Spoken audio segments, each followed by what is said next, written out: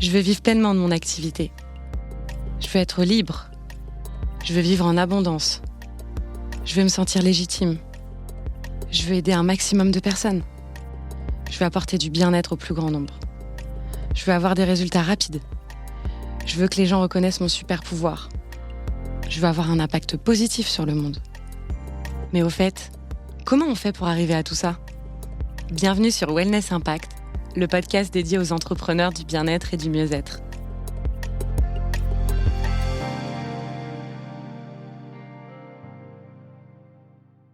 Bonjour à tous et à toutes, c'est avec un grand plaisir que je vous accueille dans ce nouvel épisode de Wellness Impact. Pour ceux qui ne me connaîtraient pas, je suis Léa Mispoulet, l'hôte de votre podcast, et aujourd'hui, on va secouer un peu les idées reçues en parlant d'un sujet plutôt brûlant pour ceux qui ont choisi la voie de l'entrepreneuriat. Je parle bien de la liberté entrepreneuriale. Et je peux déjà sentir certains d'entre vous se crisper rien qu'à la mention de ce terme. Mais c'est normal, parce que soyons honnêtes, ceux qui sont déjà dans le monde entrepreneurial le savent.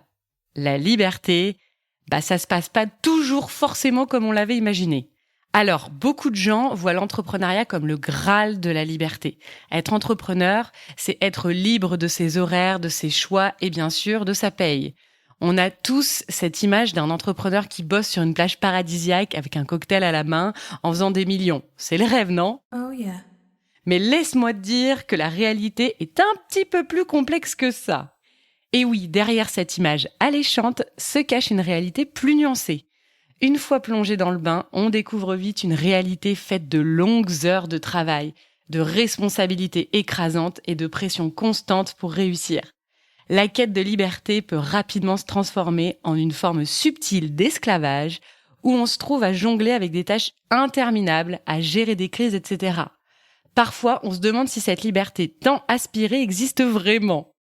Mais alors, est-ce qu'on nous vend juste du rêve ? Est-ce qu'au final, l'entrepreneuriat, c'est aussi galère que le salariat ? Parce que dit comme ça, c'est vraiment pas la joie. Alors, je tiens à te rassurer, quand on est entrepreneur, on goûte bien à la liberté, on va pas se mentir. D'abord, tu es libre de tes actions. C'est toi qui définis ta stratégie, qui choisis tes collaborateurs, ton équipe, tes prestataires, etc. et qui façonne ta culture d'entreprise.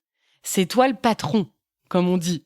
Donc, tu fais ce que tu veux dans ton entreprise. T'as de compte à rendre à personne dans tes choix, tes actions et tes décisions. Et ça, on adore. Ensuite, tu profites d'une certaine flexibilité d'horaire. Tu organises ton temps comme bon te semble, en fonction de tes besoins et de tes priorités.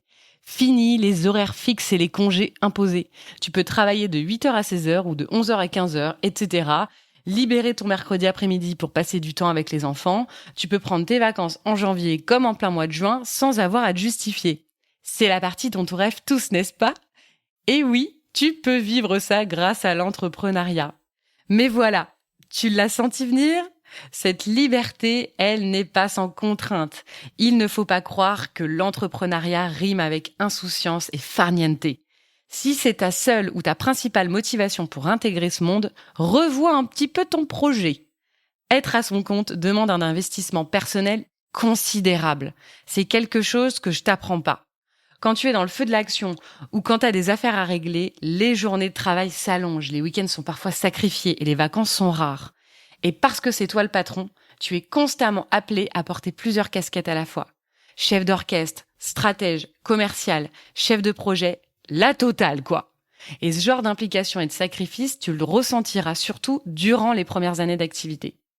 Je te le garantis, je l'ai vécu. Ça fait maintenant 5 ans que je suis entrepreneuse et cette liberté, je commence à peine à la toucher du doigt.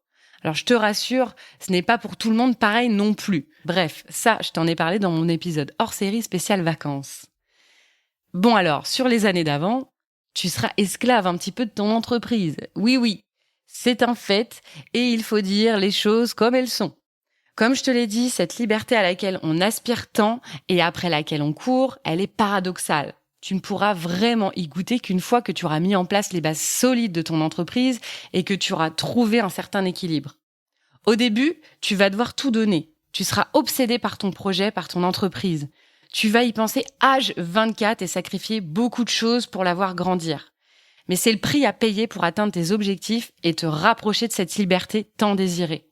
Il faut tester, tester et tester. Et c'est ça l'envers du décor dont on ne parle pas très souvent et surtout qu'on n'enseigne pas forcément aux futurs entrepreneurs. Et c'est dommage, parce qu'en fait, ça peut créer des déceptions et des désillusions chez ceux qui se lancent dans l'entrepreneuriat avec des attentes irréalistes. Comprendre les véritables défis et sacrifices que cela implique est primordial pour mieux se préparer et pour aborder son projet avec une perspective plus équilibrée. Alors, comment on fait pour ne pas tomber dans ce piège, dans cette poursuite à tout prix de la liberté quand on est entrepreneur ?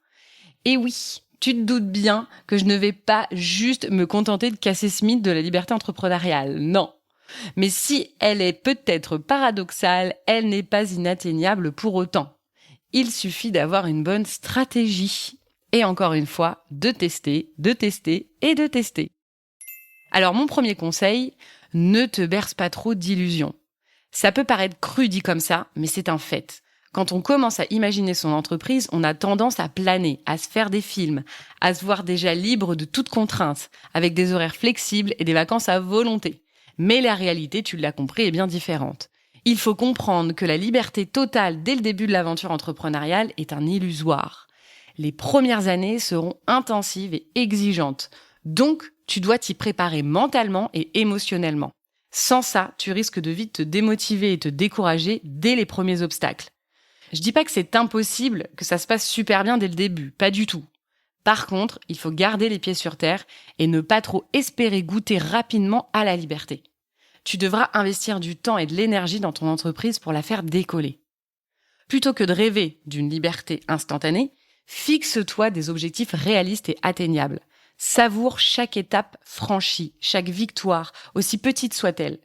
C'est en accumulant ces petits succès que tu construiras une liberté solide et durable.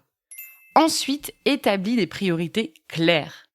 L'un des problèmes qu'on rencontre souvent quand on est entrepreneur est qu'on s'éparpille. Évidemment, avec tous les rôles qu'on doit endosser, parfois on voudrait se dédoubler pour ne pas perdre de vue tes objectifs et pour ne pas perdre la tête aussi. Définis tes priorités. Qu'est-ce qui est le plus important pour toi ? Pour ton projet ? Quel est ton objectif principal ? Qu'attends-tu sur le court terme et sur le long terme ? Une fois que tu auras répondu à ces questions, tu auras une idée plus claire de la démarche à suivre et tu pourras t'organiser en conséquence. Et oui, l'organisation est un élément très important dans l'entrepreneuriat, surtout si tu es en quête de liberté. Troisième conseil, apprends à déléguer. C'est une erreur très courante chez les entrepreneurs, vouloir absolument tout contrôler. Je pense qu'on a toutes fait cette petite ou grosse erreur au moins une fois, non ? Tu penses que tout faire toi-même te fera gagner du temps parce que tu n'auras pas à passer du temps à expliquer ça ou ça à d'autres personnes. Faux ! Il est important de savoir déléguer. Je comprends que ça puisse te faire peur, que tu n'aies pas vraiment confiance aux autres ou que tu aies juste envie de faire ça seul dans ton coin en fait. Mais crois-moi, déléguer sera l'une de tes meilleures décisions en tant qu'entrepreneur. Déléguer, c'est d'abord casser la solitude que l'on peut ressentir quand on est entrepreneur. En confiant certaines tâches à des gens, tu te décharges d'un certain poids, d'une partie de ton stress, et tu sais que tu n'es pas complètement seul dans la barque. Déléguer, c'est aussi investir en toi et en ton entreprise. Lorsque tu délègues des tâches, tu libères du temps et de l'énergie pour te concentrer sur les aspects plus importants de ton entreprise ou tout simplement tes loisirs aussi.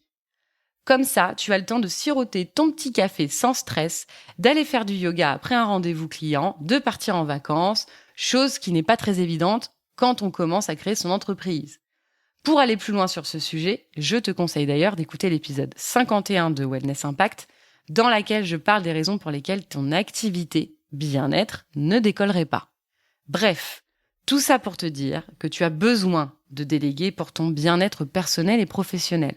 L'important est que tu t'entoures d'une équipe compétente, bien formée et en fonction de tes attentes.